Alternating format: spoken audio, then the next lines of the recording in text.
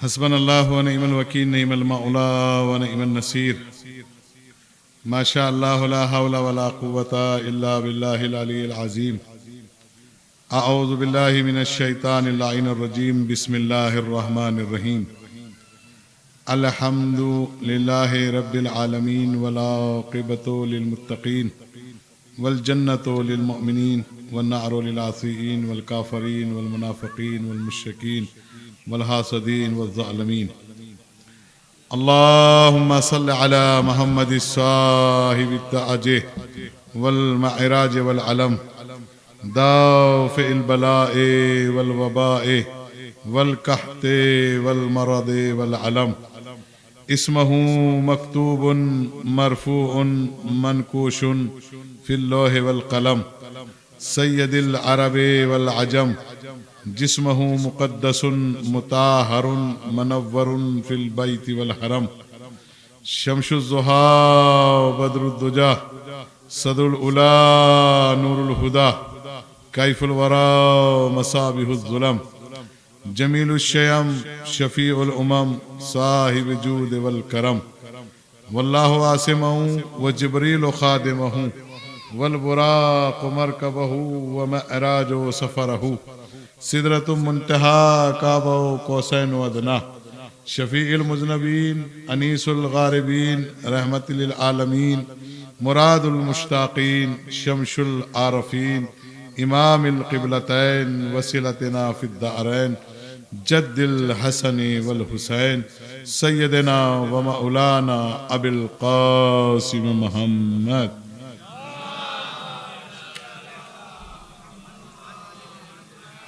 व अला अहले बैतिही तय्यबीन अत्ताहिरीन अल-मासूमीन अल-मज़लूमीन व लअनतुल्लाहि अला अदाइहिम अजमईन मिन हाज़िहि स्साअति इला क़ियाम यौमिद्दीन आमीन या रब्बल आलमीन।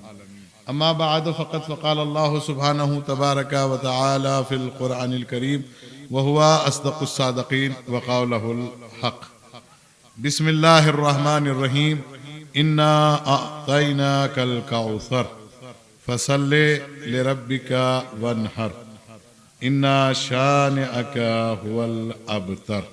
सलाम।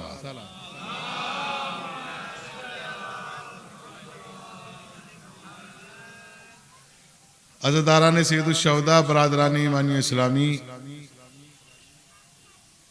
और वो अफराद जो जुस्तजुए हक़ में सरगर्दा हैं और मतलाशी हक़ हैं। आज की तारीख तमाम इंसान परस्त और इंसानियत से ताल्लुक़ रखने वालों के लिए सबसे गमनाक तारीख है, इसलिए कि जिसने पूरी दुनिया को इंसानियत का सबक दिया, आज उसकी बेटी की शहादत की तारीख है।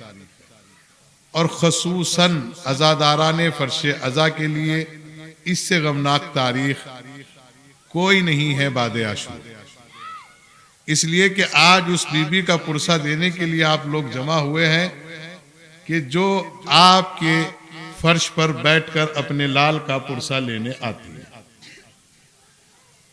मेरी गुफ्तगू कोई ज्यादा देर नहीं होगी,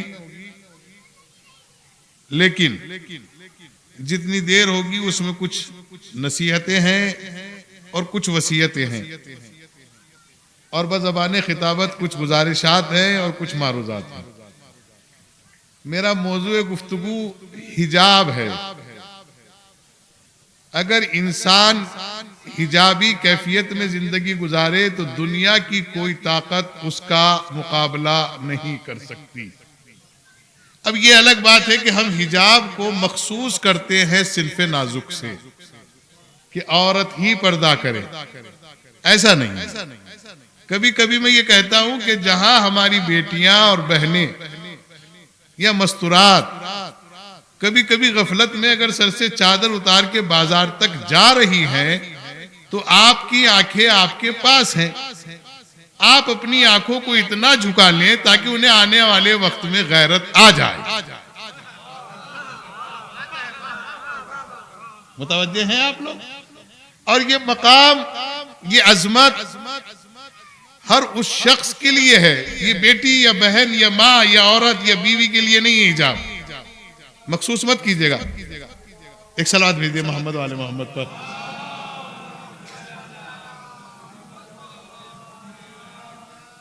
अजमत मोहम्मद वाले मोहम्मद पर बुलंदतर सलावत।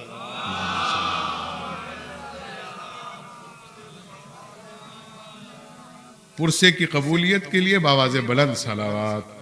अल्लाहुम्मा सल्ली अला मुहम्मद व आले मुहम्मद। अज़ाए फातिमिया की कबूलियत के लिए बुलंदतर सलावत। अल्लाहुम्मा सल्ली अला मुहम्मद।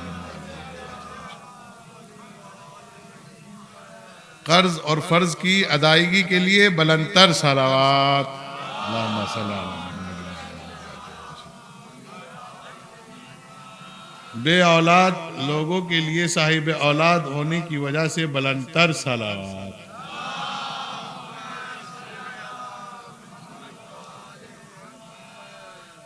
जवाने अली अकबर के सदक़े में जवानों की खैर और सलामती के लिए बुलंदतर सलावत।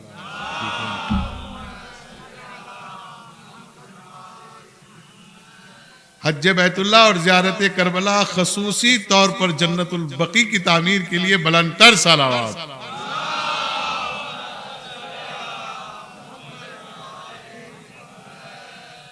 इसी खित्ते के एक शायर का शेर है कि ये अजाने, ये मसाजिद, ये हरम मेरे हैं। ये अजाने, ये मसाजिद, ये हरम मेरे हैं, फिर भी दुनिया के मुसलमानों में कम मेरे हैं। मेरा कद नापने वालों तुम्हें मालूम नहीं, दोष पे अहमद मुरसल के कदम सलावत।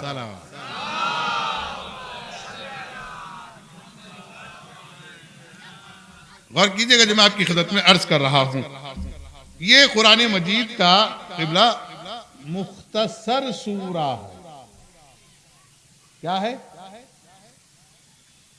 देखिए, ये जमीन जो है वो बरकतों वाली जमीन है जहां आप बैठे हुए हैं और जहां से हम पढ़ रहे हैं, क्योंकि इसे मुबारकपुर कहा जाता है। लिहाजा आपकी जिम्मेदारी है कि किसी भी आने वाले मेहमान को बरकत से महरूम ना कीजिएगा। हाँ, आप जहनी बरकतें निछावर करते रहिएगा, जबानी थोड़ा सा करते रहिएगा, और ज्यादा मोटा सर ना हिला के छोटी सी जबान हिलाते रहिएगा, ताकि पता चलता रहे कि आप सुन रहे हैं और मैं सुना रहा हूँ। वो हम साले गुज़िश्ता जब कुवैत में थे तो एक साहब बेचारे वो थके हुए थे, कहीं काम करके आए थे, तो वो सो गए थे। जब वो सोने लगे तो वो मजलिस जब आधी हो गई, कभी घड़ी को देख रहे, कभी मुझे देख रहे। मैंने कहा उतर जाए, अगर आपकी नींद पूरी हो गई हो। तो कहने लगे नहीं नहीं, वो हमारी मरहुमा बहन, खुदा करे कि रहमत करे, वो हमें बचपन में कहानियां सुनाती थी। हर बहन अपने बड़ी बहन छोटे भाइयों को और माँ बच्चों को सुनाती है। तो वो कुछ सुनाती थी, सुनाती, वो हमें नींद आ जाती थी। तो जब हम सुबह को उठते थे तो हम कहते थे, बाजी उसका क्या हुआ?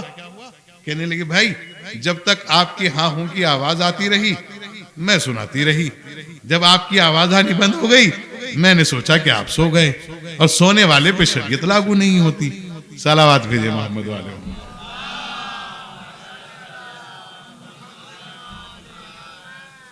ये कुरान मजीद का मुख्तसर सूरा है। देखिए, मेरे से पहले बहुत अच्छे खतबा जाकिरीन सुन चुके हैं आप लोग, और मेरे बाद बाकायदा उरूज खिताबत, अंदाज़े उरूज, जो भी कहिएगा आप, मेरे सरकार अल्लामा क़िबला खिताब फरमाएंगे। और मेरे से पहले भी एक उरूज साहब खिताब फरमा गए, वो मेरे छोटे भाई हैं, मौला सलामत रखे थे साहब, क़िबला पढ़ चुके, और मोहब्बतें हैं आप लोगों की।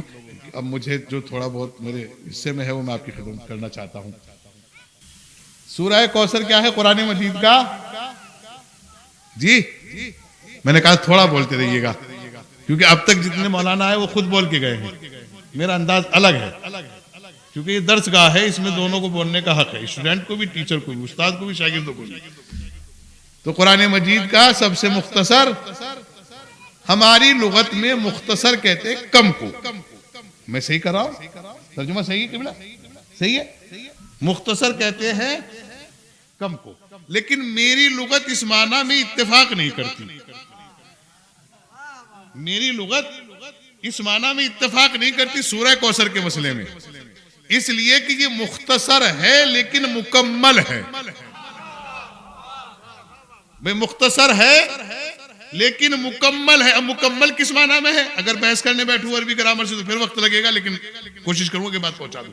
बिस्मिल्लाहिर्रहमानिर्रहीम। इन्ना आतैना कल कौसर। एक तो सब बदतहजीब माँ बाप को तहजीब याफ्ता वालिदैन ये पैगाम पहुंचा दे जो मैं देने जा रहा हूं कि जब बेटी पैदा हो तो वो मुंह ना बनाए।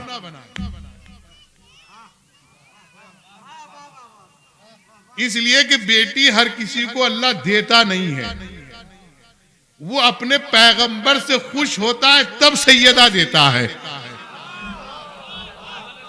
मुतवज्जो हो गए? यानी बेटी जो आती है वो खुशियां देने के लिए आती है और गम लेने के लिए आती है। मैं बहुत बड़ा जुमला कह गया। बिटिया जो है, बेटी जो है वो खुशी देने आती है और गम लेने आती है। देखिए आप बेटी देखिए, बेटी आपके गम में शरीक है, माँ आपके गम में शरीक है, बहन आपके गम में शरीक है, बीवी आपके, यानी सिनफे नाजुक से जितने भी रिश्ते निकलते हैं वो आपके गम को कबूल कर लेते हैं और खुशी में वो आप सबके साथ मिल जाते हैं। जरूरत नहीं होती उनको, लेकिन मिल जाते हैं। इन्ना अतैना कल कौसर, हमने कौसर अता किया। क्या अता किया? अब यहां से पता चला कि मुकम्मल हो गया मामला। जो साहिबा ने फहम और अरबी ग्रामर से वाकिफ है वो मेरे साथ देंगे।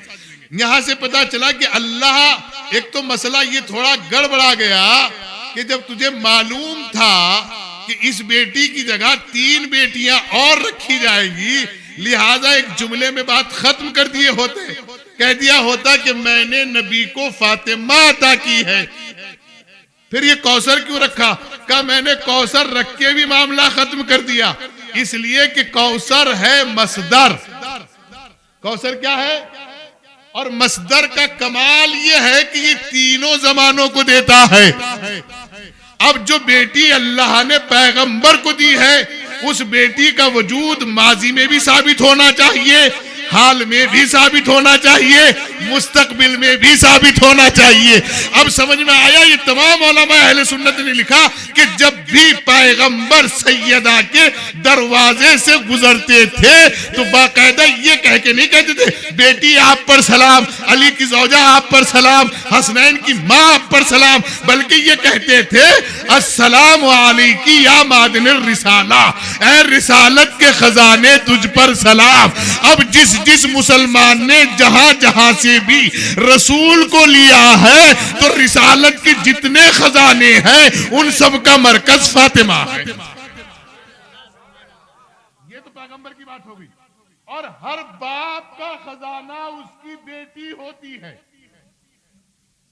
हर बाप का खजाना कौन होता है? अब मान ले या आप ये नहीं मान रहे? ये सिर्फ सोच ले कि मौलाना कह रहे तो जबरदस्ती मान ले। आपको अल्लाह ने दुनिया की सारी दौलतों से नवाजा, आप मिनिस्टर बन गए, कैप्टन बन गए, इंजीनियर बन गए, अल्लाह ने हर चीज दी, जमीन जायदाद दौलत शौहरत सब कुछ दिया। और खुदा ना खास्ता घर रहते हुए अगर बेटी ने गलत कदम उठा लिया, अब ये बताइए आपकी इज्जत कहाँ है? अब ये बताइए आपकी दौलत कहाँ है? अब ये बताइए आपका विकार कहाँ है? तो पता चला कि हर माँ बाप का खजाना उसकी बेटी होती है। गौर किया आपने? हर माँ, और इसीलिए कुरान कह रहा है कि बेटी रहमत है। और ये जो बेटे के बांटने पे लड्डू बांटते हैं वो भी सुने, नेमत पे लड्डू ना बांटा करें, इसलिए कि नेमत का हिसाब देना पड़ता है, रहमत का हिसाब देना नहीं पड़ता।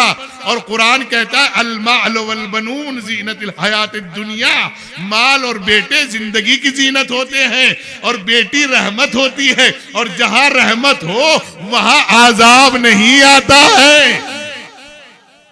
अब जिसको आजाब से बचना हो, चाहे दुनिया का आजाब हो चाहे आखिरत का आजाब हो, वो दुआ करे कि अल्लाह मुझे बेटी की दौलत से नवाजे। बात पहुंच गई? इन्ना आतैना कल कौसर, हमने आपको क्या अता किया? कब अता किया? खुश होकर अता किया। अता किया जाता है खुशी में। क्या में अता किया जाता है? खुदा करे कि आप खुश हो जाए मेरी तकरीर से जी, और आप मुझे खुश होकर कहें कि मौलाना साहब हमने ये आपको दिया। अब जब आप हमें दे देंगे तो फिर आपको लेने का मामला तो खत्म हो गया जी। लेकिन अगर हम साहिबे ज़र्फ हैं और आप हमसे कहें कि किबला हम बघरे आ रहे हैं ज़ियारत के लिए और आपने हमें तोहफे में दी गाड़ी, तो अगर साहिबे ज़र्फ है तो हम ड्राइवर से कहेंगे कि ये गाड़ी जिन्होंने दी थी वो आ रहे हैं, लिहाजा टोल टैक्स के पैसे भी आपको देने हैं और तेल भी आपको भरवाना है और उनको परेशान भी नहीं करना। अगर हमने ऐसा किया तो आप खुश होंगे कि नाराज होंगे? खुश होंगे ना। आपने अता किया, ये मेरा ज़र्फ है कि मैं दे रहा हूं। अगर मैं कम ज़र्फ होता तो मैं कहता कि मुझे खुशी में दिया था, आपका मसला खत्म हो गया। लेकिन अल्लाह ने कहा कि अता करूंगा।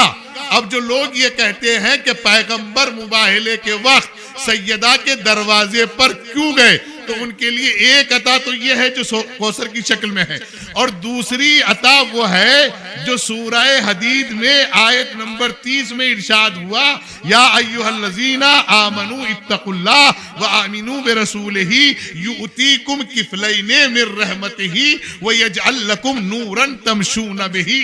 यानी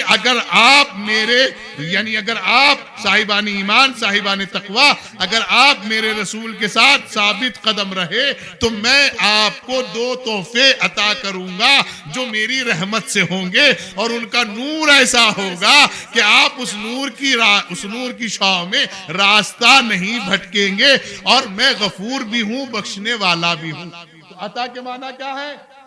खुशी कहें।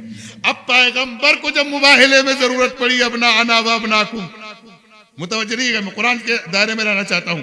जब पैगंबर को जरूरत पड़ी अपना अना व अपनाकुम, तो अब पैगंबर की बेटी ने फरमाया कि देने वाला। अब यहाँ हमारे शिया उलमा, शिया मुफस्सिरीन ने थोड़ा एहतियात से काम लिया है इस आयत के अंदर। अल्लामा जवादी साहब क़िबला नूरुल्लाह मरकज़ो ने भी, अल्लामा मकबूल साहब क़िबला ने भी, और अल्लामा फरमान साहब क़िबला ने भी, जो तफसीर मेरे सामने से गुजरी है, कहते हैं कि यहाँ 2 से मुराद, यहाँ भी बड़ा अजीब मसला रख दिया है। इस आयत में पूरी तारीख वाज़ेह और साफ हो गई है, साहिबानी ईमान, साहिबाने तकवा। अब कोई गुंजाइश रह गई जी? अरे आपसे पूछ रहा, आप मौलाना भी हैं, आप वाइज भी हैं, और फिर हम आपसे कहें आपको इस्तिखारा देखना आता है, तो कैसा लगेगा? ईमानदारी से बताइएगा। हम आपसे पूछे कैसा लगेगा? हम कैसी पगलों वाली बातें कर रहे हैं। अल्लाह कह रहा है साहिबानी ईमान और साहिबाने तकवा। जब साहिबानी ईमान और साहिबाने तकवा का गारंटी कार्ड खुदा इस आयत में दे चुका है, तो फिर ये क्यों कह रहा है वह आमिनू बिरसूलिही, मेरे रसूल के ऊपर ईमान लाओ, साबित कदम रहो। अगर मेरे रसूल के साथ साबित कदम रहोगे तो मैं आपको 2 तोहफे अता करूंगा। अब मेरा सवाल ये पैदा होता है पूछने के लिए कि अब रसूल के साथ साबित कदम रहने का मतलब क्या है? मोमिन बनना और मोमिन बनाना बहुत आसान है, इजली है। इतना आसान काम है कि गाली देना मुश्किल है, मोमिन बनाना बहुत आसान है। कि ये कैसे? एक छोटा सा प्रोग्राम कराइए और 50-60 मौलवी हजरात को बुलाइए और ठीक ठाक खाना और दावत की, और वो कहीं अरे बड़े मोमिन आप आगे आइए, बन गए मोमिन। ये नहीं देखा कि इनका पास्ट क्या है, इनका हाल का पैसा कहां से आ रहा है, इनका लुकमा कहां से आ रहा है, ये खा कहां से रहे हैं, इनका घर कैसा है, इनका कबीला कैसा है, ये कर क्या रहे हैं। मोमिन बना के नहीं बना। मुत्तकी बनने का उससे आसान तरीका है, रमजान में जो रोजे नहीं रखता, मगरिब से 1 घंटा पहले उससे मुलाकात, अमा चाचा आज तो रोजा बहुत लग रहा है, तो मुत्तकी बना के नहीं बना। खुम्स देने वाले से पूछे, खुम्स हम देते हैं, फला मदरसे में चला जा, मुत्तकी बना के नहीं बना।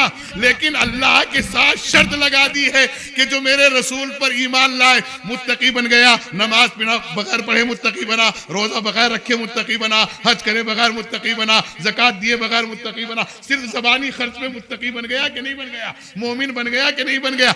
अब ये कहता रहा मैं खुम्स देता हूँ, आपको दिखाऊंगा थोड़ा ही, मैं नमाज पढ़ता हूँ आपको बताऊंगा थोड़ा ही, मैं ज़कात दूंगा आपको करूंगा थोड़ा ही। अल्लाह के रसूल के साथ शर्त लगा दी कि जो तेरे साथ साबित कदम रहेगा। अब छोटा सा मसला हल करता चलूं, ये साहब दाढ़ी नहीं रखते, क्या नहीं रखते? अब हम इनसे पूछे आपकी दाढ़ी कहां है? अब नहीं कह सकते गुस्लखाने में छोड़ा है। अब नहीं कह सकते कि तकिए के नीचे भूल गए, अब नहीं कह सकते कि पॉलिथीन में रखी है, अब नहीं कह सकते कि तुम्हें दिखाना जरूरी है क्या। अरे दिखाना जरूरी नहीं है, ऑटोमेटिकली दिखती है। अब जो ये कहता है कि हम पैगंबर के साथ थे, उसे बताने की जरूरत नहीं है कि वो साथ था कि नहीं था। ये कुरान फैसला कर रहा है कि कौन पैगंबर के साथ था और कौन पैगंबर के साथ नहीं था। यहाँ अल्लामा जव्वादी, अल्लामा मकबूल, अल्लामा फुरकान साहब किबला नूरुल्लाह मरकदऊ ने बड़ी एहतियात से आकर सही तफसीर की। उससे पहले इत्तेहादे बैनुल मुस्लिमीन के मद्देनजर सिर्फ जुमला लिखते रहे कि यहाँ दो से मुराद जो है जमीन व आसमान है, रात दिन है, चांद सूरज है, बहते हुए दरिया है, ये है, ये है, ये है, ये है, और आखिर में आके लिखा। लेकिन अल्लामा फखरुद्दीन राजी उलमाए अहले सुन्नत के बहुत मुस्तनद आलिम, अल्लाह उनकी मग़फ़िरत फरमाए, जो कलम से वो लिख के चले गए। इसी जुमले पे शायद खुदा बख्श दे, अल्लामा फखरुद्दीन राजी उलमाए अहले सुन्नत के बहुत बड़े आलिम अपनी तफसीर दुर्र मंसूर में लिखते हैं कि यहाँ दो से मुराद न जमीन आसमान है, न चांद सूरज है। हर गैरतदार मुसलमान को पता है कि खुतबा जुमा में सलाम किस पे भेजा जाता है। यहाँ सैयद शबाबे अहले जन्ना मुराद है, और रहमत से मुराद यहाँ कोई और बेटी है या नहीं है, लेकिन यहाँ रहमत से मुराद फातिमा है, इसलिए कि फातिमा हसनैन की माँ है। और फिर कह रहे हैं कि सैयदा और औलादे सैयदा का नूर ऐसा है जो दुनिया में भी भटकने से रोक सकता है और आखिरत की गुमराही से भी। अब सलावत भेजे मिलजुल के मोहम्मद वाले मोहम्मद पर।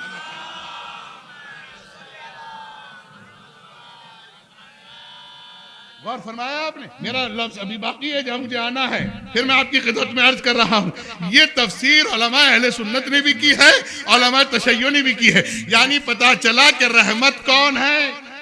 सैयदा। रसूल है रहमत लिल आलमीन, सैयदा है रसूल के लिए रहमत। एक जुमला ये हो गया क्लियर, जो आप सुनते आ रहे हैं बचपन से। दूसरा मसला यह है कि हसनैन किसके बेटे हैं? सैयदा के। अब मसला ये पैदा होता है कि इस नूर की रोशनी में रहोगे तो सफर नहीं भटकोगे, रास्ता नहीं भटकोगे। अब इसके लिए रिवायत कर रही है, इसकी राविया है उम्मुल मोमिनीन बजाते खुद ब नफ्से नफीस। किताब का नाम है फज़ाइल अमाल। उसमें लिखते हैं कि एक रोज उम्मुल मोमिनीन से कोई चीज गिर गई जो बहुत महीन थी और बहुत बारीक थी। आवाज देकर कहा, या बिन्ते मुस्तफा जरा शमदान लेके आइएगा। जरा शमदान का पूछा, इसकी जरूरत क्या है? कहा कि मेरी कोई चीज गिर गई, वो मुझे दिखाई नहीं दे रही है। उम्मुल मोमिनीन खुद राविया है इस रिवायत की। कहते हैं कि जैसे ही बिन्ते मुस्तफा ने कदम रखा तो पूरा कमरा नूर से मुनव्वर हो गया और मेरी खोई हुई चीज मिल गई। मैंने कहा, अम्मा यही बात फर्जंदाने तौहीद को बता के जाती कि जब अम्मा को बगैर सैयदा के दुनिया में खोई हुई चीज ना मिली तो तुम्हें बुग़्ज़े सैयदा में जन्नत कैसे मिल जाएगी।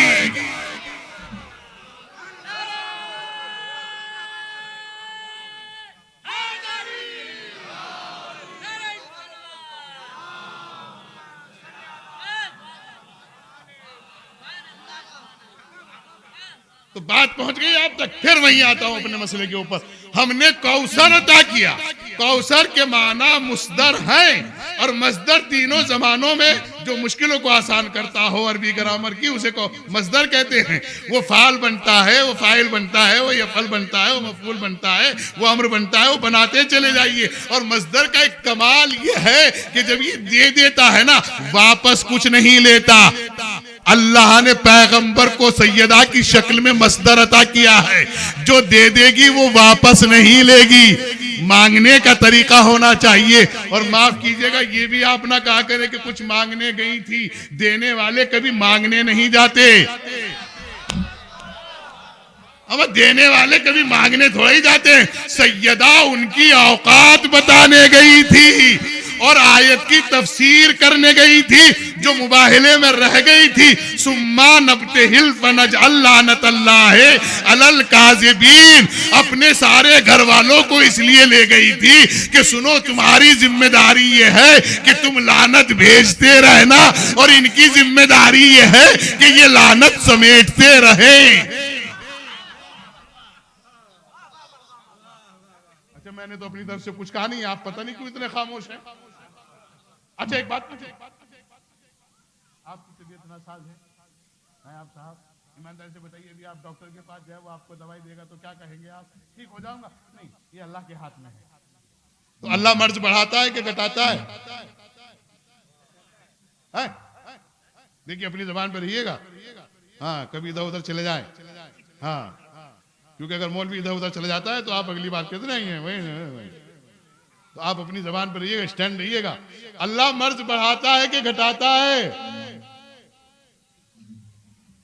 जी, घटाता है। तो फिर ये कुरान की आयत कहां लेके जाऊं जो सूरह बकरा में कह रहा है खतम अल्लाहु अला कुलूबिहिम व अला समइहिम व अला अबसारिहिम गिशावतुन वलहुम अज़ाबुन अज़ीम, और फिर कह रहा है फज़ादहुमुल्लाहु मरज़न, हमने इनका मर्ज बढ़ा दिया। क्यों बढ़ा दिया? इन्नका लकाज़िबून, क्योंकि ये झूठे हैं।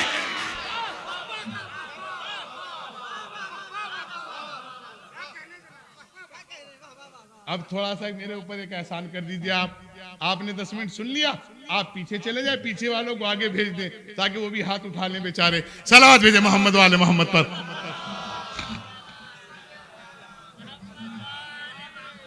मुतवज्जे हैं आप? इन्ना आतैना कल कौसर, हमने आपको क्या अता किया? कौसर अता किया।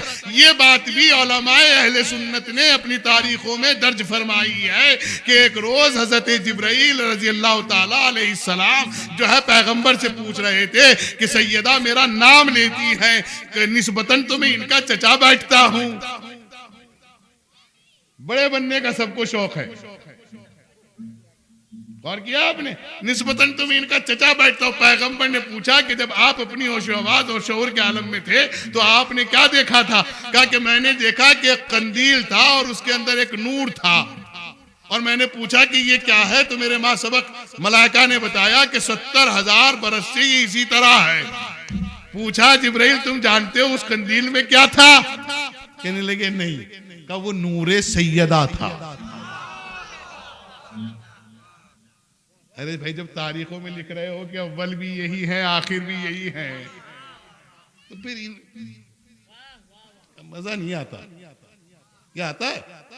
मैंने एक मसला था बहुत, मैं जहाँ पढ़ा था वहाँ हमारे मुफ्तियान इस्लाम तशरीफ लाए हुए थे, अल्लाह अच्छा रखे सबको, तो मजलिस पढ़े थे। मैंने कहा एक छोटा सा कॉन्सेप्ट है, अगर चाहिए तो मैं क्लियर कर देता हूँ, और बड़ी माजरत के साथ तमाम इख्तलाफात इसी बात पर ख़त्म हो जाएंगे जो मैं पढ़ने जा रहा हूँ। कहने लगे क्या?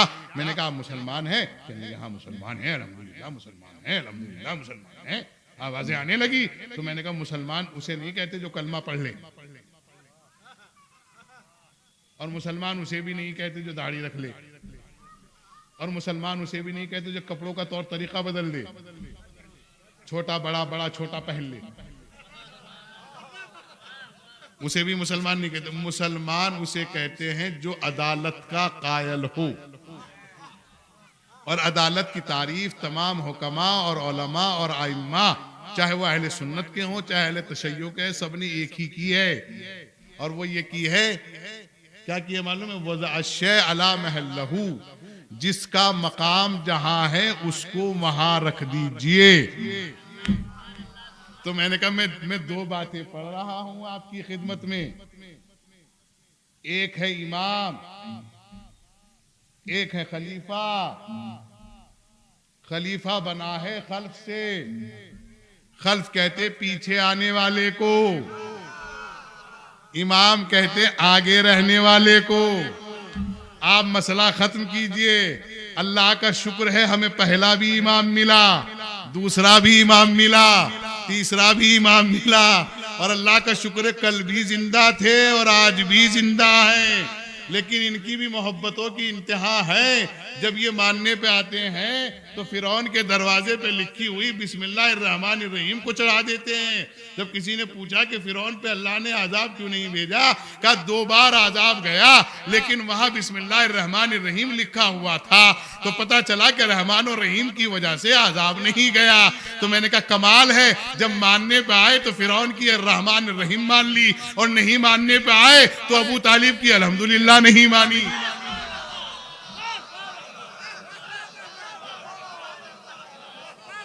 जब मानने पे आए तो मूसा को बंद संदूक में मान लिया कि जिंदा गए, और नहीं मानने पे आए तो सैयदा के बेटे की गैबत नहीं मानी।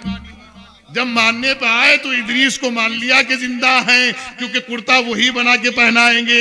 जब मानने पे आए तो खिज़र अलैहिस्सलाम को मान लिया कि जिंदा हैं क्योंकि पतवार वही चलाएंगे। जब मानने पे आए तो ईसा को जिंदा मान लिया है क्योंकि ईसा आकर नमाज पढ़ेंगे। अब भी तुम्हें गैरत नहीं आती? नमाज पढ़ने वाला नबी होगा, नमाज पढ़ाने वाला इमाम। लेकिन अभी नहीं, मेरा मसला यहाँ नहीं रुकेगा, कभी आप सोचेंगे यहाँ रुक जाएगा। ये तो मैं तमीज़न में जुमले अर्ज करके जा रहा हूँ। जब मानने पे आए तो इब्राहिम अलैहिस्सलाम के बच्चे को बचाने वाले दुम्बे को मान लिया, और जब नहीं मानने पे आए जिसने इंसानियत को बचाया उसके जुल्जना को नहीं माना। जब मानने पे आए तो जो थम थम के निकलता है उसे जम जम के पी रहे हैं। भाई थम थम के निकलता है, मैं तर्जुमा ही तो करूंगा, मैं अपने लफ्जों का जिम्मेदार हूँ। थम थम के निकलता है ना, जमजम यानी थम थम आहिस्ता आहिस्ता निकलता है। जो थम थम के निकलता है उसे जम जम के पी लेते हैं। और जो सलसबील की हैसियत से बह रहा है कौसर की शक्ल में, उसे नहीं पीना है।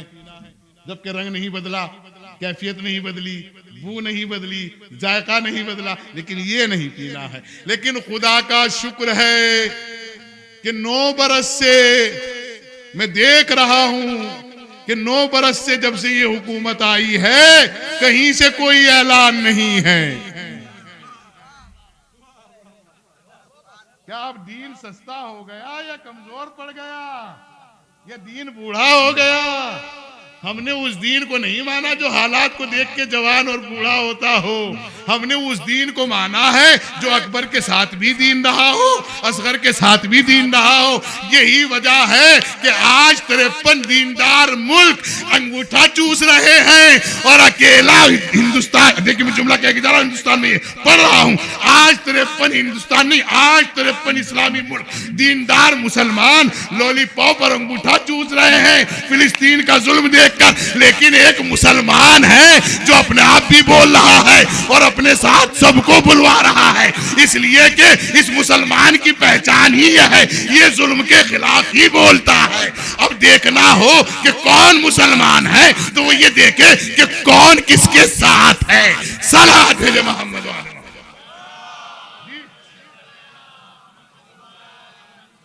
नायाब भाई, जहां तारीफ है वहां जुमला और कहता चलूं। अब इतने डरपोक हो गए हैं बच्चे भी और मौलवी भी कि रहबर का फोटो नहीं लगा रहे हैं। ये करबला जाएंगे, ये मुख्तार सखफी को समझेंगे। कोई आवाज उठी है, जुल्म के खिलाफ बोलने का नाम सीरत अहले बैत है। फर्शे अज़ा पे बैठने का हक उसी को है जो जुल्म के खिलाफ बोलता हो। और आज की मजलिस में तो वही बैठे जो भाई बहन को ना मारता हो, जो बाप बेटी को ना मारता हो, जो शौहर बीवी को ना मारता हो, जो बच्चे अम्मा को ना मारते हो। उनको समझ में आएगा कि फर्शे सैयदा क्या है। फरमाया आपने इना कल कौसर। अब यहाँ एक आयत फिर आगे आ रही है। हमने आपको क्या अता किया? कौसर अता किया। फिर क्या कह रहा है? अब देखिए सब मुसलमान बैठे हैं और सब शिया बैठे हैं, ये दावेदार हैं सब कि हम औलाद हैं और हम दुआए ज़हरा हैं, ये नहीं। अब आए सुनिएगा आगे, फसल्ले ले रब्बिका, जो अल्लाह अपने रसूल को कह रहा था, या अय्युहल मुज़म्मिल कुमिल लैल, ए पैगंबर, ए काली कमली वाले, रातों को मत जागा करो, आपके पांव वरमा जाएंगे। वही अल्लाह कह रहा है सैयदा को देकर, फसल्ले, बस फौरन मुसल्ला बिछाओ, और मेरा शुक्रिया अदा करो। पता चल, अच्छा आपकी बेटी है? अरे बोलिए ना, बेटी तो है ना? कसम खा के बताइए, आपने मुसल्ला बिछा के 2 रकात नमाज पढ़ी थी? अच्छा, कितने बाप ऐसे हैं जिन्होंने बेटी के होने पे 2 रकात नमाज पढ़ी हो? सन्नाटा। और सारे कलमा पढ़ने वाले, सारे रसूल के चाहने वाले, सारी उम्मत रसूल की आशिक, और रसूल की बातों को नहीं मानते। रसूल को मानते हैं, रसूल की नहीं मानते। मेरा जुमला गलत है भाई? मैं तो ऐसी पढ़ता हूं ताकि असर हो, मैं ऐसी नहीं पढ़ता ताकि नजर हो। हाँ, साफ बात है। कोई बाप ऐसा है इस मजलिस में जिसने बेटी के पैदा होने पर 2 रकात नमाज पढ़ी हो? परवरदिगार तेरा शुक्र है तूने मुझे अपनी रहमत से नवाजा। कसम खुदा की, जब बेटी हो जाती है तो मैं अपने घरों का माहौल बता रहा हूँ, आपके यहाँ तो पता नहीं कैसा होगा, लेकिन मैं तो अपने घर की बात बता रहा हूँ, आपको बुरा ना लगे। जब बेटी पैदा होती और अगर बीवी कहती है जी घर ये बड़ा मोबाइल कर दे खून, और बेटा पैदा हो तो बीवी कहती है भी किसी को बताइए मत, और फूल, अरे नायाब भाई मुबारक हो, आपके भतीजा आया है, हमारे फजी साहब मुबारक हो, आपके भांजा आया है। सबको बता रहे, पकड़ पकड़ के लड्डू खिला रहे हैं, जबकि ये आगे चल के फितना बनेगा, ये जीनत बनेगा। जो ऑल कंडीशन में रहमत रहती है उसे देख के मुंह बना रहे हैं, और फिर खुद ही कहते अच्छा ये तो बेटा है, ये जो बैठा है ये तो बेटा है, इसको बेटी कहिएगा, कहिए बेटी।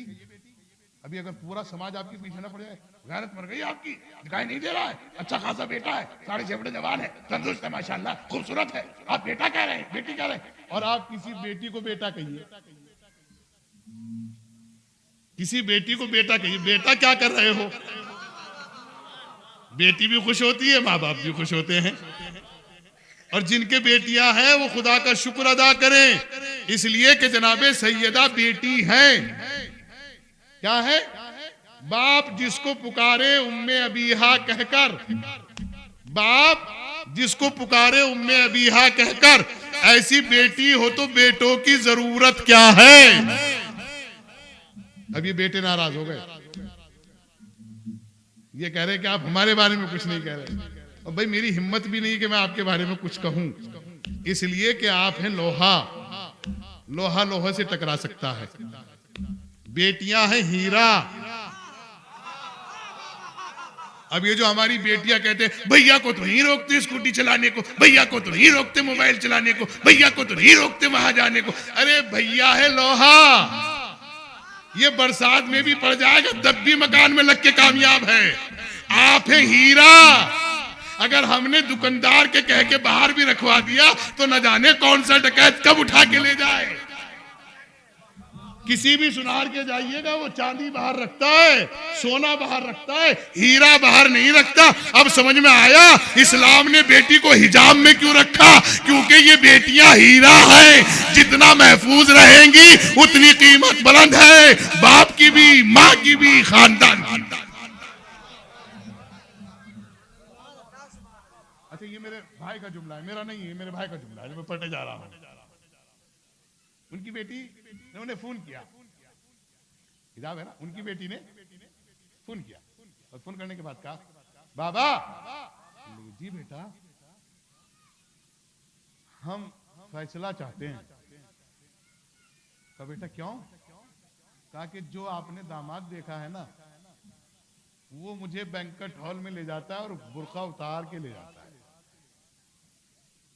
अब पता नहीं कितने लेके जा रहे हैं, अब तो खैर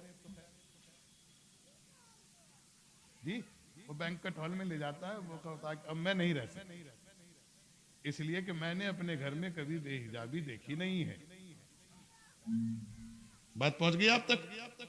तो कहने लगे क्या किया जाए? कहा बेटे हम आ रहे हैं, तो मेरे भाई का जुमला है, हम आ रहे हैं जी। गए, दामाद देखते ही साइलेंट मूड में चले गए। बाबा खैरियत तो है, क्या खाएंगे आप? तो बेटी के बाप ने, यानी बीवी के बाप ने, यानी जौजा के वालिद ने फरमाया हम चिकन खाएंगे। क्या खाएंगे? मुर्गा खाएंगे। और हम साथ चलेंगे ले जाने के लिए जी। अब जैसे ही साथ गए तो कसाब की यहाँ मुर्गा तैयार हुआ, तो उन्होंने कहा इसे पर्दे उसे उसमें डालिएगा पॉलिथीन में। तो ससुर ने कहा नहीं, एक आप हाथ में लेके चलें, एक हम हाथ में लेके चलेंगे। एक आप हाथ में लेके चलिए, एक हम हाथ में लेके चलेंगे। कहा आपको पता नहीं कुत्ते हमारे पीछे पड़ जाएंगे, ये बेटियों के लिए तोहफा है, कुत्ते हमारे पीछे पड़ जाएंगे। कहा यही तो बताने के लिए मैं आया हूं, जब तेरे खुले हुए मुर्गे को देखकर कुत्ते पीछे पड़ सकते हैं तो हम भी अपनी बेटियों को इसलिए पर्दा कराते हैं कि समाज के कुत्ते इनके पीछे ना लगे। अब जिनको समाज के कुत्तों से अपनी बेटियों को बचाना है वो हिजाब की पाबंदी करते रहे।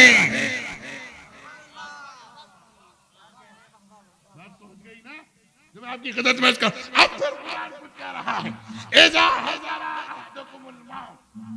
जब तुम्हारे नजदीक मलकुल मौत आए तो क्या करो, वसीयत करो लिल वालिदैन वल अक़रबीन, वालिदैन के लिए और कराबतदारों के लिए। क्या करो?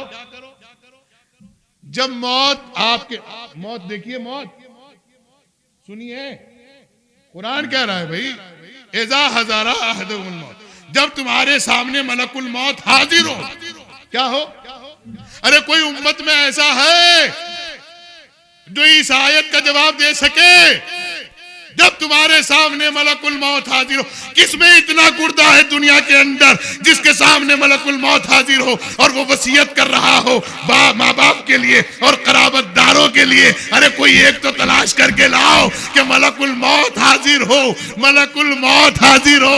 अरे मैं एक अपना मुवक्किल छोड़ दूं तो पूरा मुबारकपुर हाईवे पे दिखाई देगा, खुदा की कसम आसपास नहीं रुकेगा। ये क्या है, ये कौन है, ये क्या है? अगर गमखार साहब एक छोटा तावीज छोड़ दे तो पता नहीं कहां तक दिखाई देंगे। गौर कर रहे हैं आप? ये मुवक्किल छोड़ दूं अगर एक, और मलकुल मौत ये कह रहा है अल्लाह, अगर तुम्हारे सामने मलकुल मौत हाजिर हो तो तुम्हारी जिम्मेदारी ये है कि तुम वसीयत करो अपने कराबतदारों के लिए और वालिदैन के लिए। मुझे कई बार आना पड़ेगा जब बात पहुंचा पाऊंगा आप तक। कराबतदारों के लिए और वालिदैन के लिए कोई तारीख में ऐसा गुजरा है कि जहां मलकुल मौत हाजिर हुआ हो?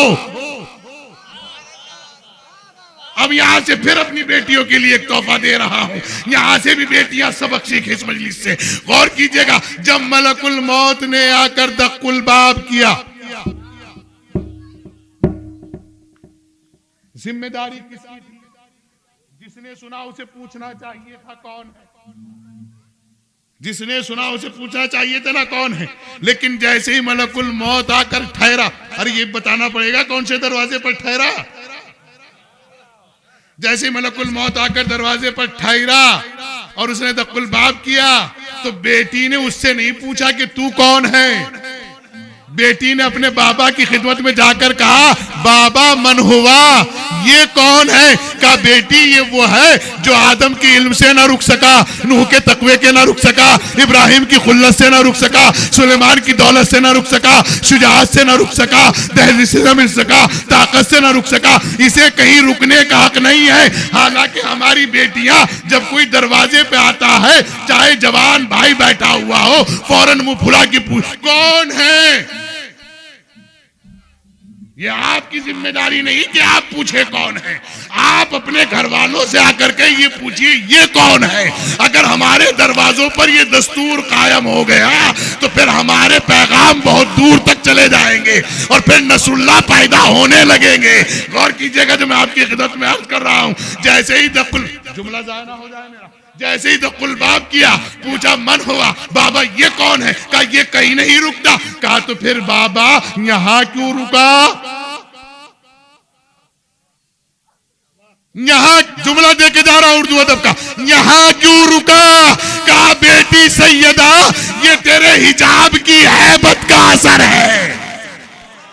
पता चला अगर हमारे घरों के हिजाब दुरुस्त हो जाए तो जवाल तो बहुत दूर की बात है, मलकुल मौत भी दाखिल नहीं हो सकता।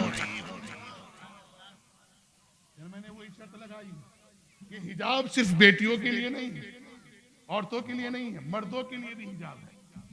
अगर आपकी जवान बहनें अनमैरिड हैं और आपकी शादी हो गई है तो आप उनके सामने तिरछा मुंह बना के फोटो खींच के मत लिखो my wife is my life, क्योंकि वो आपकी बहनें आपके सामने हैं। अगर वालिदैन के सामने औलाद जवान बैठी है तो वालिदैन को चाहिए कि वो हिजाब में गुफ्तगू करें, ये नहीं कि बराबर में एक दूसरे के हाथ मार के पूछे क्या बनाया था। हिजाब मुकम्मल हो तब तहजीबें कायम होंगी, और जब तहजीबें कायम हो जाएंगी तो न फिर नस्लें खराब होंगी न शजरे खराब होंगी जी। और हिजाब उसी चीज से किया जाता है जो बहुत अहमियत वाली है। कुरान हिजाब में है। कभी कुरान के पास गए आप? गए नहीं, ऐसा ना कहिए, रमजान में जाते हैं। एक रोज हम एक घर गए, हमने कहा वो कुछ पैसे दीजिए, हम कार्य खैर करने जा रहे। कहा मौलाना कितने चाहिए? मैंने कहा जितनी है आपकी। तो उन्होंने कुरान मंगवाया घर से। मैंने कहा ये क्यों मंगवा रही हो कुरान, इसकी कसम खाओगी कि मेरे पास कुछ नहीं है? कहने लगे सब कुछ इसी में है, सब कुछ इसी में है। तो मैंने कहा समझ नहीं आया अम्मा क्यों मंगा रही है कुरान? कहा कि मैंने पैसे कुरान में रखे हैं। मैंने कहा अम्मा पैसे कुरान में क्यों रखे? कहने लगे अल्लाह का शुक्र है ना बड़ी लड़की खोलती, ना मंजली खोलती, ना छोटी खोलती, ना बहू खोलती, ना ननद खोलता, ना मियाँ खोलता, ना देवर खोलता, ना जेठ, सही रखा रहता है। जब मुझे जरूरत पड़ती है इनको पता भी नहीं चलता मेरा काम हो रहा है। सलावत भी।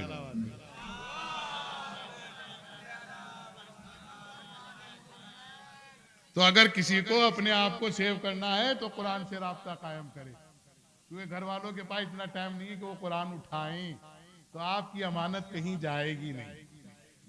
ये हिजाब है जी, काबे पे हिजाब है। अब इसका भी मसला समझ में नहीं आ रहा कि इस पे हिजाब डालने की जरूरत क्या थी। तो पैलेस ऑफ अमन है, ये तो अमन का पैलेस है भाई। अच्छा अमन के पैलेस की निशानी क्या है? उस पर कैसा लिबास होना चाहिए? सफेद, काला नहीं। अमन और शांति का जो हमारे यहाँ मकसद है वो सफेद है। इसीलिए छठे इमाम ने फरमाया कि ज्यादातर सफेद लिबास में रहा करो और जर्द रंग के जूते पहना करो, जर्द रंग के जूते पहना करो। मौला ने फरमाया महंगे से महंगा जूता पहना करो, इसलिए कि महंगा जूता पहनने से दुश्मन कमजोर हो जाता है, रिस्क में बरकत होती है। सफेद लिबास पहनने से दुश्मन की नजरें कमजोर हो जाती हैं और जिस्म सलामत रहता है। ये बातें मैं आपको बता के जा रहा हूं ताकि इसमें पता रहे कि हाँ कह गए थे मौलाना। और इमाम अली ने फरमाया कि महंगे से महंगा जूता पहना करो और काले रंग के जूते से परहेज किया करो, इसलिए कि इसके पहनने से तकब्बुर दिखाई देने लगता है। अना बात पहुंच गई आप तक? फिर मैं आगे चलता हूं। इन्ना आता है ना कल कौसर फसल ले, नमाज पढ़ो और क्या करो? कुर्बानी दो। अब कोई जितने साहिबाने पहले यहाँ बैठे हैं मुझे पूछ के ये बता दे कि पैगंबर ने पूरी जिंदगी में कुर्बानी कहाँ दी? अपनी इस्लाह के लिए पूछ रहा हूँ। दी दी कहीं कुर्बानी दी? अरे बताइए ना, सुनाइए। मैं तो आपने तो सब मौलवियों को सुना, मैं तो बच्चा हूँ, देखने में ही तो बड़ा हूं। देखने वाले बहुत बड़े बड़े जा चुके, आपने छोड़िएगा। बताइए कहीं दी? ये तलवार चलाई पैगंबर ने? नहीं। तो फिर ये कह रहे हैं कि आयत रहेगी कुर्बानी। अब इस वजह की बुनियाद पर हुसैन मिन्नी व अना मिनल हुसैन, यानी जहां नमाज भी हुई और कुर्बानी भी अदा हुई। अब तीसरा मसला रह गया होवल अबतर, इन्ना शानिया का होवल अबतर, यानी अल्लाह के रसूल से फरमाया कि तेरे दुश्मन क्या रहेंगे। देखिए मुबारकपुर वाले सुनिएगा, क्या रहेंगे? नहीं नहीं अबतर कहिएगा, अबतर कहिएगा। अब अहले लुगा अगर बैठे हुए हैं तो उनसे मेरी गुजारिश है कि अबतर के माना बताएं क्या है। जो मेरे इल्म में है और मेरी जानकारी में है, अबतर के सिर्फ 3 माना है लुगत वालों के नजदीक, जबकि हर लफ्ज के 70 माना है। ये अबतर इतना कमबख्त कलमा है कि इसके माना भी तीन ही है। अरे मैं तो कह रहा हूं अगर कोई चौथा माना हो तो मेरी इस्लाह के लिए बता दे कोई भी आकर, उम्मती के चौथे माना ये है। तीन ही माना है अबतर के। कितने? तो अब तो वाजे हो गई बात। सूरह कौसर में आयते तीन, अबतर के माना तीन। तो अब या तो ये मान लो कि थे अबतर तीन, ये अबतर तीन। भाई किसी तरह भी आप समझिए, मेरा मकसद आपको समझाना है, मैं अपने लफ्जों का जिम्मेदार हूं। तीन माना है। पहले माना है मुनक़ता नस्र होने वाला, और दूसरा माना है दुम कटा।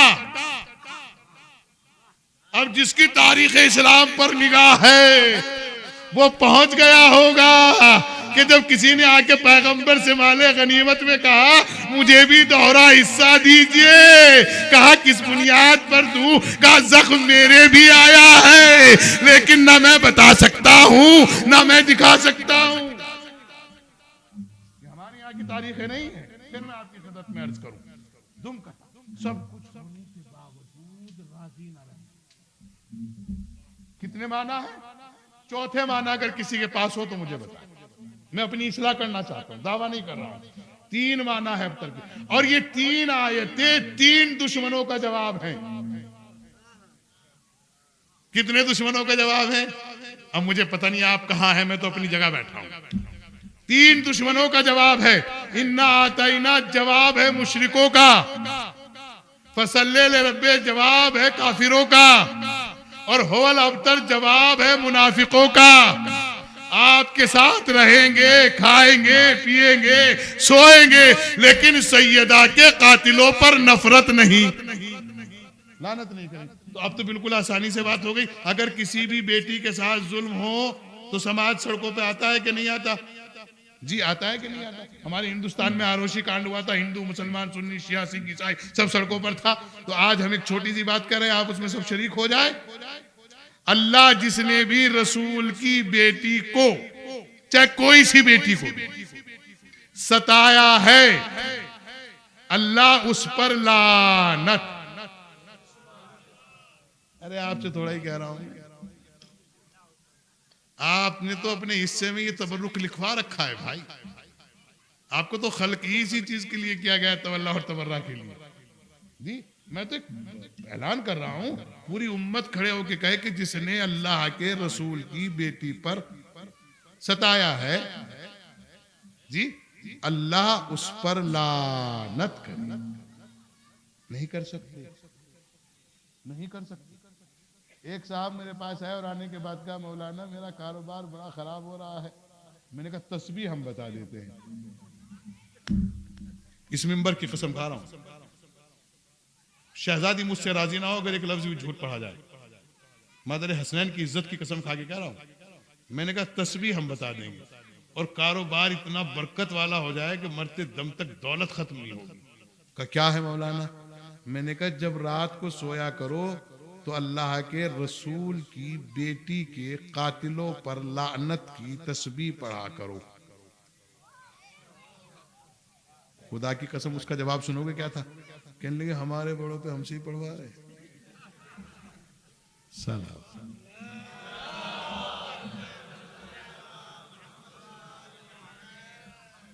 जिंदा है, मरा नहीं। कहो तो फिर स्पीकर ऑन करके सुना सकते हैं। और किया आपने तो ये बड़ा मसला है। साथ रहना और है,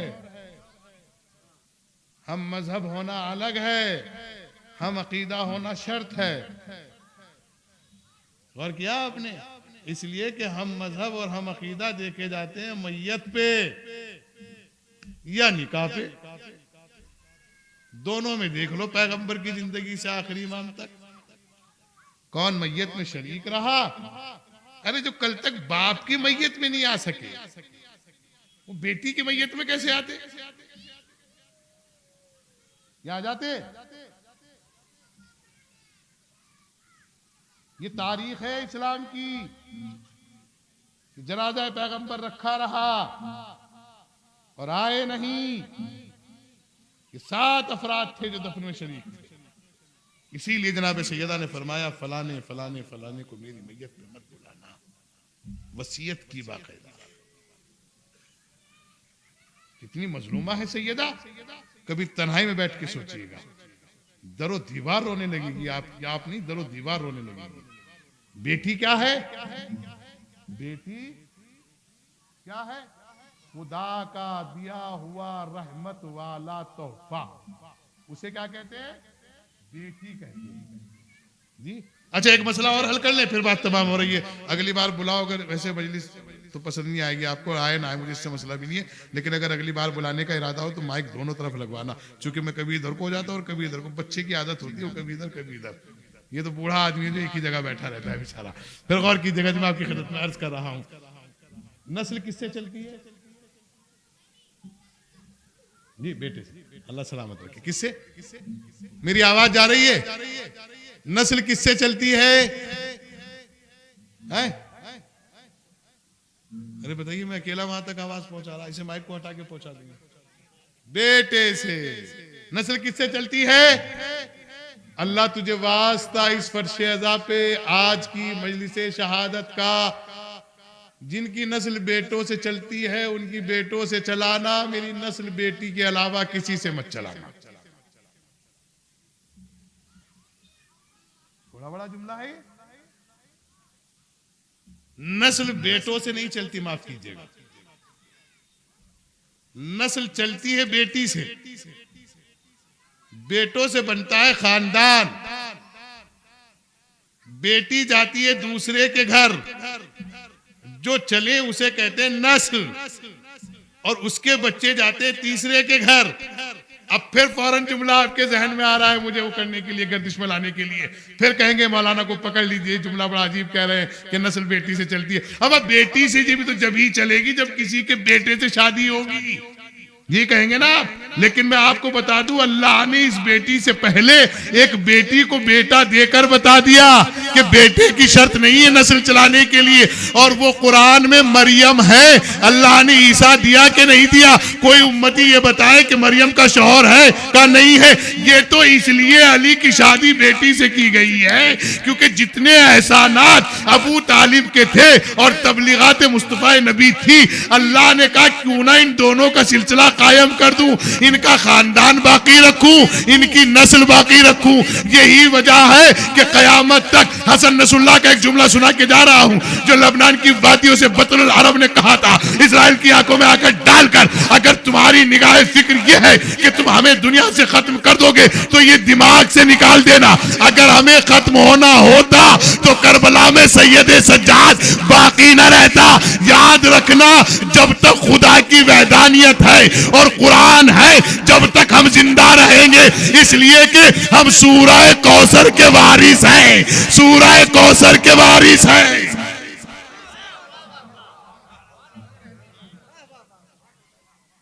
सूरह कौसर के वारिस हैं। याद रखना, हम कम तो हो सकते हैं, खत्म नहीं हो सकते, और अल्लाह रखे कि हम कम ही रहें। अल्लाह हमें ज्यादा भी ना करना, तुझे वास्ता खूने हुसैन का हमें ज्यादा ना करना, इसलिए कि वो कुरान में कह चुका है, क्या कह चुका? बल जाहुम बिल हक्के व अक्सरहुम लिल हक्के कारिहून। अरे जो हक के साथ आया था, अक्सरियत हक से नफरत करती है, अक्सरियत हक से नफरत करती है, अक्सरियत हक से नफरत करती है। हमने जहां जहां भी कामयाबी देखी है अकलियत में है, अक्सरियत में गुमराही के अलावा कुछ नहीं मिला। मुबाहले में देखिए अकलियत है, करबला में देखिए अकलियत है, आज देखिए अकलियत है, नमाजियों में देखिए अकलियत है। लोग हमें ताना देते, आपके यहाँ नमाज नहीं पढ़ते, रेशो निकाला करो। हमें रेशो निकाला करो, तब पता चलेगा कौन पढ़ता है और कौन बचाता है। 5000 में 25 नहीं हो पाते, हम 25 में से भी पारा रहते हैं और फिर कहते हो नमाज नहीं पढ़ते। कमाल की बात है। और फिर हम दिखा के पढ़ेंगे क्या? आजान तो बर्दाश्त नहीं होती है वाली, नमाज कैसे बर्दाश्त करोगे?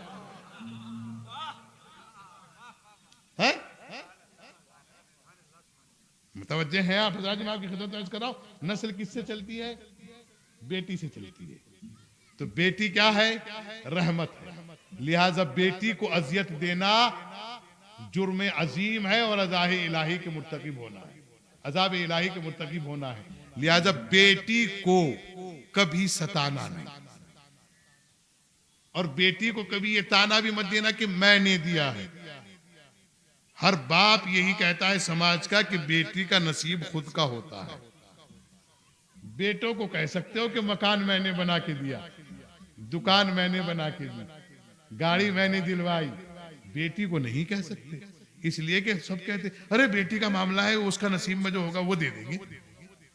कभी आपने ये कहा कि वही ले आएंगे ससुराल से जो बेटे के नसीब में होगा? कभी नहीं कहा। लेकिन बेटी का जब मामला आता है तो क्या कहते हैं, अरे जो बेटी के नसीब में होगा वही दे देंगे। तो पता चला कि बेटी का नसीब अपना होता है, और बेटी रहमत होती है, नस्ल बेटी से चलती है, और बेटी ही हिजाब की पासदार बन जाती है। और ये बेटी जब दूसरे के घर जाती है तब आपका विकार और इज्जत बताती है कि मेरे वालिदैन कैसे हैं। लिहाजा एक पैगाम और दे दूं, जो आजकल बच्चे सऊदिया और कुवैत और इंग्लैंड और लंदन और जापान और अमेरिका और इधर उधर से दौलत कमा के सोच रहे हैं कि हमसे अच्छा कोई बढ़िया नहीं है, कोई खूबसूरत नहीं है, कोई एटीट्यूड हमसे अच्छा नहीं कर सकता, हमारे से अच्छी गाड़ी नहीं, मोबाइल नहीं, बहुत जल्दी में कहते हमें नहीं रखना है, इसको तलाक दीजिए। क्या दीजिए? तलाक। क्या दीजिए? तो लिहाजा इस पे कंट्रोल कीजिए। अगर तलाक देने का शौक है तो सुन्नत रसूल पे निगाह कीजिए। अगर हक था किसी को तलाक देने का तो रसूल को था। और जो बेटियां ये कहती है कि मैं अपनी ससुराल में तबाह हूं, परेशान हूं, बीमार हूं, लागर हूं, मेरा कोई पुरसाने हान नहीं, तो वो जनाबे आसिया पे गौर करें। क्या आपका शौहर फिरौन से बड़ा जालिम नहीं है? समझ गए हो? ये लफ्ज़ तलाक बहुत बुरा लफ्ज है। इसे जल्दी से दो खानदान और दो नस्लें और दो किश्तों में मामले खत्म हो जाते हैं, और दो बिरादरियों में हिस्सा तकसीम हो जाता है, दो खानदानों में बढ़ जाता है, अच्छे खासे रिश्ते पामाल हो जाते हैं। लिहाजा अपनी बेटी को रुखसत करते वक्त ये तालीम दिया करो कि बेटी आप कनीजाने जनाबे सैयदा हो, लिहाजा जब तक जिंदा रहो तो ऐसे जिंदा रहना कि जाते वक्त शौहर खुद ये कहे कि मैं तुम्हारी कोई खिदमत ना कर सका। फिर इख्तलाफ नहीं होंगे, और जब इख्तलाफ नहीं होंगे फिर आपको वज़ादारी समझ में आ जाएगी। गौर फरमाया आपने? मेरी बातें तमाम हो चुकी हैं। जिंदगी रही तो फिर मैं आपकी खिदमत में अर्ज करूंगा। बस एक जुमला मैं कह के जा रहा हूं, अपनी बेटियों के लिए, अपनी बहनों के लिए, अपनी माँ की हमसिन बीवियों के लिए। मेरी अहलिया गालिबन इसी इलाके से ताल्लुक रखती हैं, आप ही के शहर से हैं। तो बिफोर मैरिज, शादी से पहले वो हिजाब नहीं करती थी, क्योंकि वो इंस्टीट्यूट में रही है, पढ़ी है, तो हिजाब नहीं करती थी। तो उन्होंने मुझसे एक रोज़ कहा, जब शादी हुई, शादी के दिन मुझसे उन्होंने कहा अगले रोज़, ये बताइए आप तो मौलाना हैं, आप पर्दा कराएंगे? मैंने कहा खुदा ना खास्ता मैं मौलाना हूँ, जालिम थोड़ा ही हूँ। अरे भाई मैं मौलाना हूँ, जालिम थोड़ा ही हूँ, कातिल थोड़ा ही हूँ, जाबिर थोड़ा ही हूँ। कहने लगे आप पर्दा नहीं करें? मैंने कहा नहीं, बिल्कुल नहीं कराऊंगा, लेकिन हाँ मौलवी वाला काम करूंगा। कहने क्या? मैंने कहा जो हजारों लोगों को सुनाता हूँ हदीस, वो आपको भी सुना दूं। कहने लगे जी सुनाइए। मैंने कहा अल्लाह के हुजूर ने फरमाया जितना हिस्सा जहन्नम से बचाना हो उतने हिस्से का पर्दा कर लो। खुदा की कसम इतना जुमला सुना और फौरन कहा कि मुझे हिजाब खरीदवा के लाओ। क्या खरीदवा के लाओ? वो दिन सो आज का दिन, उस बंदी ने अपना हिजाब नहीं उतारा। गौर किया आपने? हमारे यहाँ, आपके यहाँ पता नहीं होता है कि नहीं होता है, हमारे यहाँ तो होता है। शादी हो गई आपकी? अभी नहीं। अल्लाह करे आपकी शादी हो और हम वलीमा खाने आए और हम आपकी शादी में शिरकत करें और अपनी छोटी भाभी के लिए कुछ तोहफा लेकर आए, चाहे वो तहजीबुल इस्लाम हो, चाहे वज़ाइफुल अबरार हो, चाहे कुरान मजीद हो, ताकि वो पढ़ती रहे, आखिरत को याद करती रहे, दुनिया को देखती रहे। तो इन्होंने, इनकी शादी हो गई, जो मेरे भाई बैठे हैं नायाब साहब, इनसे पूछिए जब इनकी शादी हुई तो जब ये घर पे आए, पता नहीं इनके यहाँ हुआ है कि नहीं, मेरे यहाँ तो होता है इसलिए सुना रहा हूँ क्योंकि इमाम की हदीस भी है। जब ये घर पे आए तो बहनों ने सब ने कहा भैया, कहने लगे जी 2 रकत नमाज आंचल पे पढ़िए। पढ़ी थी? हाँ कह रहे पढ़ी थी। मौलवी 25 साल से कह रहा है पढ़ ले भाई, कब टाइम। क्या बात है, खुदा की कसम, क्या जलवे हैं, क्या कयामत है खुदा की कसम। जो मौलवी बचपन से दीन सिखाता है कि नमाज पढ़ ले, नमाज पढ़ ले, नमाज पढ़ ले, फर्ज पढ़ ले, सुन्नत पढ़ ले, उसे कह रहे टाइम नहीं है, टाइम नहीं है, और उसने आने वाली ने कुछ कहा भी नहीं। मैं कहूंगा सब बहनों और माओ से कि मैंने कहा यही तालीम आप पहले दिन से देती रहती तो आज कहना ही ना पड़ता कि नमाज पढ़ ले। लेकिन 2 रकत नमाज, अब ये बेटियां सुने मेरी, 2 रकत नमाज शौहर अपनी बीवी के पल्लू पे पड़ता है, और पल्लू का ये पता नहीं है कि राजकुमार कैसे आया है, कि अयूब कैसे आया है, कि प्रमोद कैसे आया है। वो इतना पाको पाकीज़ा होता है कि उस पे सजदा करता है, उसी पे 2 रकत नमाज शुक्राना अदा की जाती है। किसी ने इमाम से पूछा ये नमाज शुक्राना अदा का मतलब क्या है? कहा कि दुनिया को पैगाम दे रहे थे। देखिए जुमला सुनिएगा, ये जो आपके पल्लू पे 2 रकत नमाज आपका शौहर पढ़ता है ना, ये इसलिए नहीं पढ़ता कि आपका बहुत गुलाम है, ये ताबेदार है, नहीं, बल्कि ये इसलिए पढ़ा जाता है कि तुम्हारा पल्लू हमारी निगाह में इतनी अजमतों वाला है, जितनी अजमत हमारी निगाह में मुसल्ले की है उतनी ही अजमत आपके हिजाब की है। लिहाजा इसे हिजाब को पाको पाकीज़ा रखना, बाजारों में जाते हुए उतार न देना।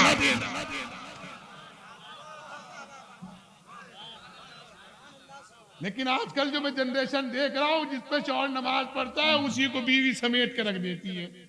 कहा इसे कब्र में लेकर जाऊंगी क्योंकि मेरे शौहर ने नमाज पढ़ी है।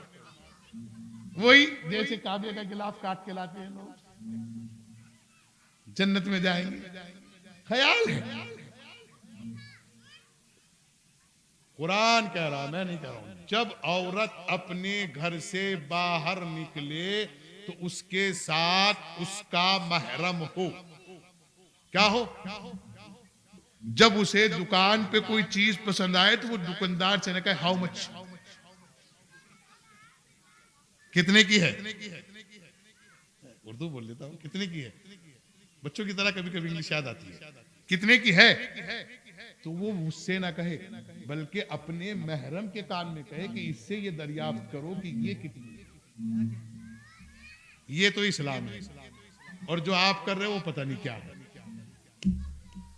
गौर फरमाया आपने। और एक मसला और बता के जा रहा हूं अपनी बेटियों को, और खसूसन उनको जो शादीशुदा बेटियां हैं, जिससे निकाह जायज है उससे पर्दा वाजिब है। जिससे निकाह जायज है उससे पर्दा, बोल नहीं रहे आप लोग, इसमें पर्दा नहीं चाहते क्या आप लोग? जिससे निकाह जायज है उससे पर्दा नहीं। आवाज नहीं आई, अभी 18 वोट मिली है, 97 वोट तो हो कम से कम। जिससे निकाह जायज है उससे पर्दा। अब इस रिश्ते में चाहे चचा का बेटा हो, चाहे खाला का बेटा हो, चाहे मामू का बेटा हो, चाहे फूफी का बेटा हो, अगर तुम्हारा इनसे निकाह हो सकता है तो इनसे पर्दा वाजिब है। और जब तुम पर्दा इन सबसे करने लगोगी तो फिर यही कहेंगे कि दुल्हन हो तो ऐसी हो कि जिसका पर्दा जमाना जानता हो। बस मेरे दोस्त, बात तमाम हो गई। क्या हो गया? खैरियत तो है। देखिए अगर आज भी कुत्ता नहीं आएगा तो कब आएगा? साला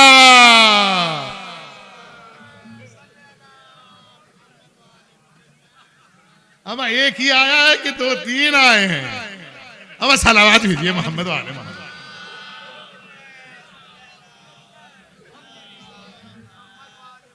आना चाहिए, हालांकि आना भी नहीं चाहिए, इनकी वफा मशहूर है, और है जिनकी दगा मशहूर है। गौर किया आपने? तो हिजाब यहां तक शामिल है। हिजाब का हुक्म है। उतर जाऊं? अच्छा, क्योंकि जवाद साहब का आखिर में आके बैठना ही इस बात की दलील है कि उतर जाइए। गौर कीजिएगा मेरे दोस्तों, अगर नस्लों की बका और शजरों की अना बाकी रखना चाहते हो तो हिजाब दुरुस्त करो। बेटियों को पढ़ाओ भी, बेटियों को बढ़ाओ भी, लेकिन हिजाब के दायरे में। आज हमारी बेटी पायलट बनी है माशाल्लाह, आज हमारी बेटी आईएएस बनी बैठी है, आज हमारी बेटी आईपीएस बनी बैठी है, लेकिन हिजाब अपनी जगह है, मुकम्मल हिजाब के साथ है। देखिएगा आप, जिंदगी उठा के देखिएगा उनकी। मौलाना साहब की बेटी पायलट बनी है। नौगावे के मौलाना अब्बास साहब की बेटी पायलट बनी है और हिजाब में बैठ के उसने पायलट उड़ाया है। कौन कहता है कि आपको हिजाब को मना किया जाता है? याद रखना, हिजाब की ताकत तो इस हुकूमत में पता चल गई है। चली कि नहीं? एक हिजाब पे हमला हुआ, लेकिन क्या जज्बा था हिजाब का, खुदा की कसम उसके अंदर भी। हजारों खामोश कर दिए और फिर इतनी कामयाबी के साथ नंबर हासिल किए कि दुश्मन ये सोच रहे अब कहें तो क्या कहें। और जनाबे सैयदा जब बागे फिदक के मामले में दरबार में गई थी तो उस वक्त अपनी हमसिन बीबियों को साथ लिया था ताकि बेगैरतों को ये पता ना चले कि इनमें सैयदा कौन है। और यही बीवी थी कि जिन्होंने वसीयत की थी कि मेरे जनाजे में फला फला फला फला शरीफ। बस मेरे दोस्तों, मेरा उम्मत से एक सवाल है, हाथ जोड़ के सवाल है, अगर सवाल गलत हो तो मेरी इस्लाह कर देना, सवाल सही हो तो मेरा जवाब जरूर दीजिएगा और मरने से पहले दे दीजिएगा। मेरा सवाल यह है कि अल्लाह के रसूल का जनाजा 3 दिन तक किसने रखा और 3 दिन तक क्यों रखा रहा और कौन नमाज जनाजा में शरीक नहीं हुआ? दूसरा सवाल मेरा यह है कि हसन मुश्तबा के सीना अक़दस और जनाजे पर तीर बरसाए गए जब हाकिम वक्त कौन था? तीसरा जवाब मेरा यह सवाल मेरा यह है, हुसैन मजलूम करबला, हुसैन मिन्नी वाले जो पढ़ते हो आप, जो नारे लगाते हो, जो मस्जिदों में खुतबे पढ़ते हो, जब उस हुसैन का कत्ल हुआ तो कातिल कौन था और हुकूमत किसकी थी? जब सैयदा के दरवाजे पर आग लगी और लात मारकर दरवाजा गिराया गया, जब हाकिम कौन था, रहबर कौन था, जिम्मेदार कौन था? ये मुझे पूछ कर बताइएगा ताकि मैं अपनी इस्लाह कर सकूं, मैं पता तो कर सकूं कि कातिल कौन है। मकतूल का तो मुझे मालूम है, कातिल का मुझे मालूम नहीं है। याद रखना, डॉक्टर ताहिरुल कादरी का एक जुमला है, जब 2013 में हिंदुस्तान में वो आए थे तो उन्होंने इनसे किसी ने अहले हुनूद की बच्ची ने पूछा था, गैर मुस्लिम की बच्ची ने पूछा था, ये बताइएगा जनाबे सैयदा के बारे में, पाक रसूल की पाक बेटी के बारे में आप क्या कहेंगे? तो उन्होंने मुस्कुराते हुए कहा था कि सवाल बहुत अच्छा किया और ज़ख्म आलूद सवाल कर लिया आपने। जिस तरह ये अज़ादार फर्शे अज़ा बिछाकर जनाबे सैयदा की शहादत पे मजलिसे करने का आगाज कर चुके हैं, अगर ये इसी तरह इसको करते रहेंगे तो वो वक्त दूर नहीं होगा जब उम्मत को पता चल जाएगा कि कातिल कौन था। और माफ करना, 40% उम्मत को फेसबुक बता रही है कि कातिल कौन था। गौर फरमाया आपने? याद रखिएगा, जिसने अजियत दी, जबकि कुरान कह रहा है युज़न अल्लाह व रसूलहू, जिसने अल्लाह को और उसके रसूल को अजियत दी उसके लिए क्या है? खुला हुआ अजाब है। अजियत का लफ्ज इस्तेमाल क्यों किया अल्लाह ने? युज़ना क्यों इस्तेमाल किया अजियत? इसलिए कि पैगंबर की हदीस थी, फातिमा तो बज़तुम मिन्नी, फातिमा मेरा पारा जिगर है, जिसने इसको अजियत दी उसने मुझे दी और जिसने मुझे दी उसने अल्लाह को दी। अल्लाह का दुश्मन बना, रसूल का दुश्मन बना, सैयदा का दुश्मन बना, दुश्मन भी 3 का बना। गौर फरमाया?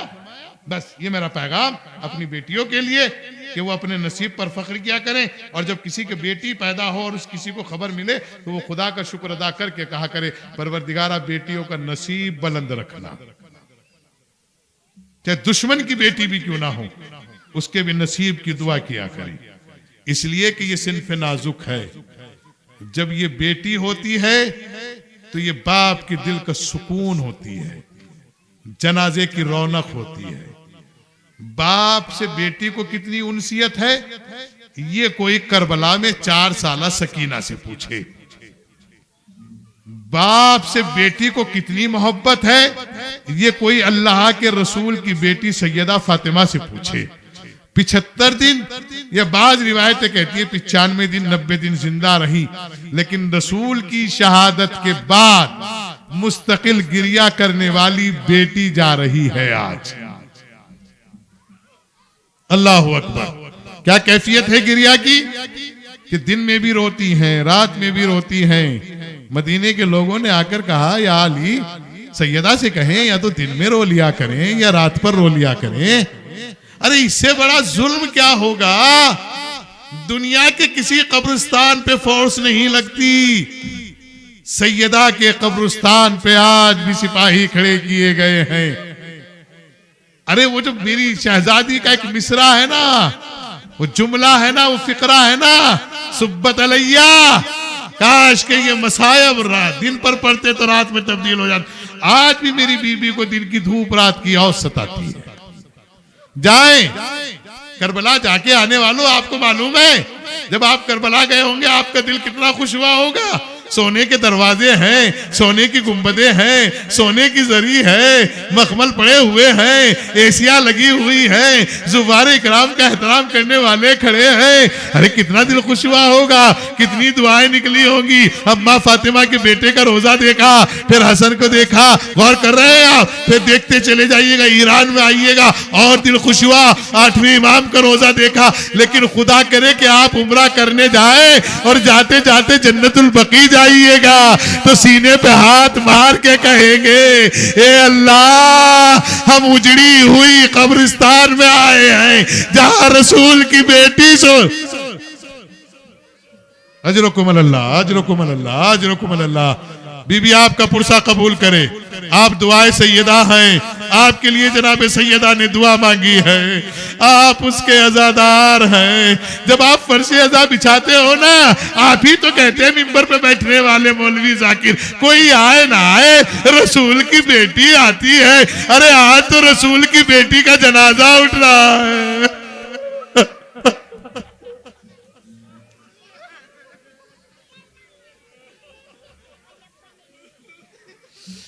अल्लाहु अकबर, अल्लाहु अकबर। बस एक जुमला कह के बात तमाम कर रहा हूं।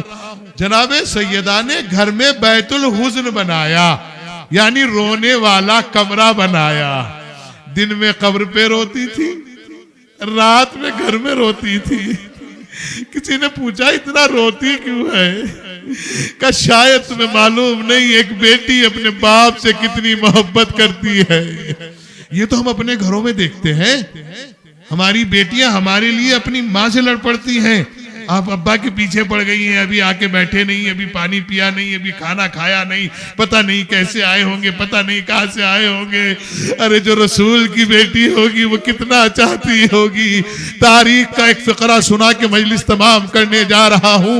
एक फिक्रा यह है कि जिस वक्त दरवाजे पर आग लकड़ियां जमा की गई और जब आग अपना काम ना कर सकी, जब आग अपना काम ना कर सकी तो इस मलाउन ज़ादे ने अपने गुलाम कंजब से कहा कि जोर से दरवाजे पर लात मार ताकि दरवाजा गिर जाए। अल्लाह गवाह है, तारीख बताती है कि सैयदा अपनी कुव्वत को यकजा करके दरवाजा रोके हुए थी। जैसे ही दरवाजे पर लात लगी, दरवाजे की मेघ सैयदा की पसलियों की तरफ बढ़ी।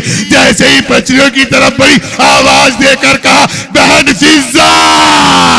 जैसे ही फिजा आई, क्या देखा, पसलियां पकड़ के खड़ी थी। ए बहन फिजा, सैयदा उजड़ गई, मेरा मोहसिन मारा गया।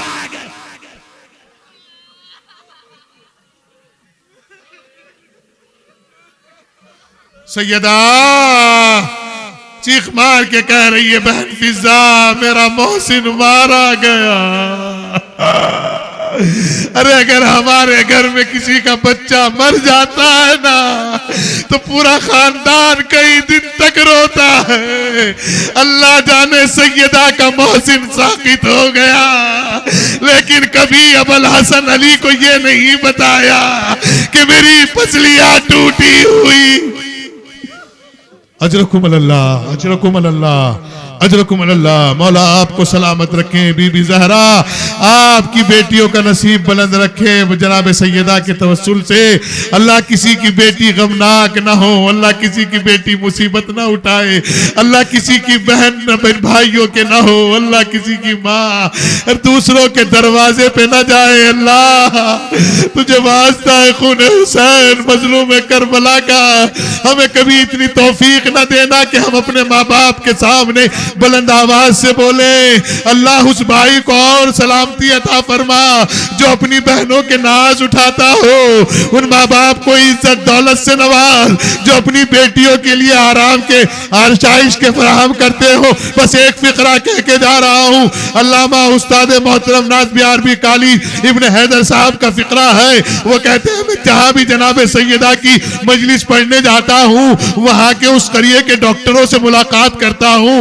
हुक्मा को बिठाता हूँ, तबीबों को बिठा के पूछता हूँ, ए भाई मैं एक सवाल करना चाहता हूँ, मैं परदेसी हूँ, मैं आपकी बस्ती में जिक्र करने आया हूँ, अच्छी बातें बताने आया हूँ, मुझे ये बताइएगा अगर किसी का पैर टूट जाए तो दर्द कब तक रहता है? कहते हैं कि जब तक प्लास्टर ना हो जाए, दवाई ना खा ले। कहले किसी का हाथ टूट जाए, क्या यही कैफियत रहेगी? क्या किसी का सर फूट जाए, क्या यही कैफियत रहेगी? क्या अगर किसी की पसली टूट जाए? तमाम डॉक्टरों ने मुझे यही बताया है कि जिसकी पसली टूट जाती है, जैसे जैसे सांस लेता है उसका दर्द बढ़ता रहता है। अल्लाह जाने हुसैन की गरीब माँ कैसे सांस लेती थी। अजरकुम अल्लाह, अजरकुम अल्लाह। बीबी ज़हरा पुरसा कबूल फरमा लीजिएगा। हम गरीबों के पास इन आंसुओं के सिवा क्या है? हम तेरे लिए फर्शे अज़ा बिछा रहे हैं। ए वक्त के इमाम, तेरी जद्दा का पुरसा हो रहा है, हमारा पुरसा कबूल फरमा लेना, आप राजी हो जाना। अब तक तो हमारे मजलिस में ये कहते हैं, अम्मा फातिमा रूमाल में आंसुओं को जगा देना, लेकिन अब आपको सलाम करके कह रहे हैं, इब्न ज़हरा आपकी जद्दा का पुरसा हो रहा है। इन आंसुओं को अपनी रहमत समझना, इन्हें अपने रूमाल में जगा देना। तारीख का फिक्रा बता रहा हूं। जनाबे सैयदा फरमाती है, जब तक मेरी तस्बीह तहलील की आवाज आती रहे तो समझिएगा कि मैं जिंदा हूं, और जब आवाज आना बंद हो जाए तो मेरे बेटे हसनैन को बुलाना, पहले खाना खिलाना, फिर बताना अब आपकी माँ इस दुनिया में नहीं रही। मैं ज्यादा मसाइब नहीं पढ़ पाऊंगा, अल्लाह सबकी माओ को सलामत रखे।